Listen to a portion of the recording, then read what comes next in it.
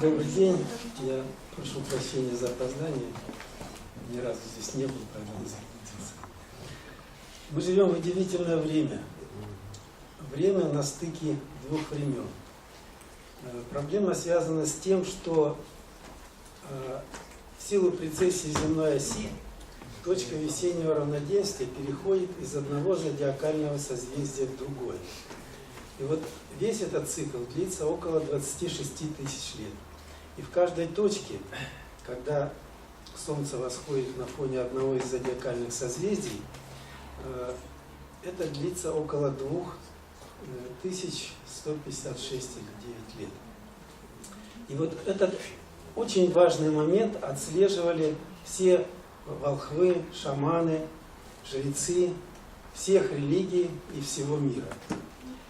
Дело в том, что если утреннее солнце, пробуждая нас, насыщает нас энергией на целый день, то солнце в точке весеннего равноденствия насыщает нас на целый год. Поэтому вот эти масленицы, эти все гуляния, которые связаны с весенним плодородием, с пробуждением природы, они очень важны были. И когда точка весеннего равноденствия меняется, меняется само Солнце, его энергетика. И вот сейчас как раз происходит этот процесс, когда энергия Солнца меняется. В силу того, что меняется энергия Солнца, меняются энергии планет и Земли в том числе. И задача человечества – войти в эти энергии, в новые энергии. А чтобы войти, нужно войти только через сердце. Потому что сердце – это Солнце в организме человека.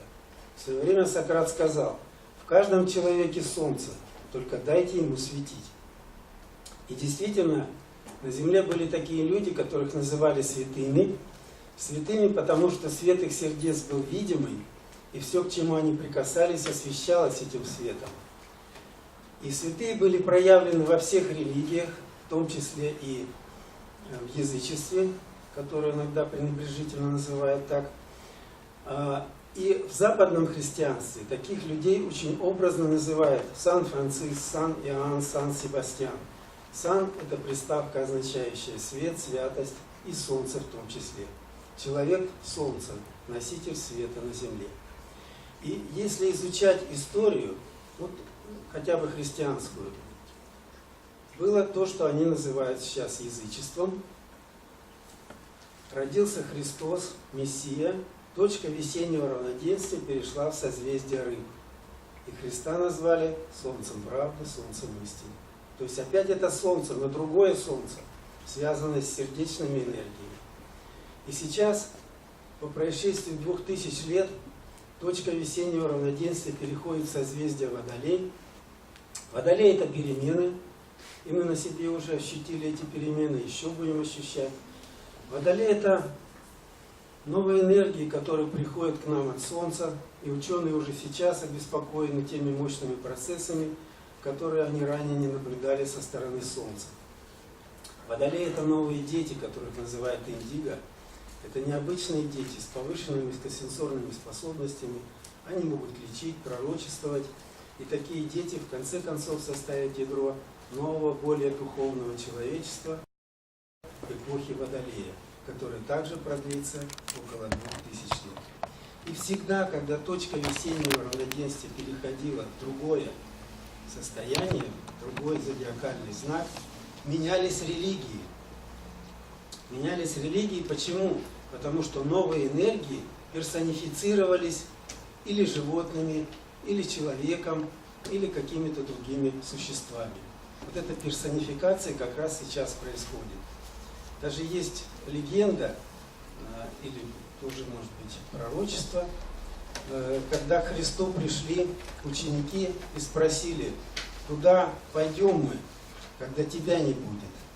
И он сказал: когда увидите человека, несущего кувшин воды, идите в дом его, и там спасетесь. Человек с кувшином воды – это Водолей. Спасибо вам. Спасибо большое. Хорошие, интересные слова. Вы как в качестве разрядки. Значит, сейчас есть такая твердая установка.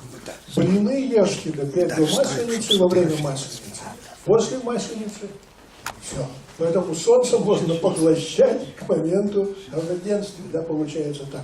Значит, поэтому имейте в виду, связь оказывается не только духовная, да, но еще и вечная срабатывает здесь. Поэтому вот имейте в виду. Не переберите вечную часть, называется солнце. После солнцестояния называется вечернее равноденствие. Иначе человек становится жадным, корыстным, так сказать, но имеет массу других потребностей, которые начинают его эгоизировать. Это очень важный момент. Ну ладно, дальше двигаемся. Конференция наша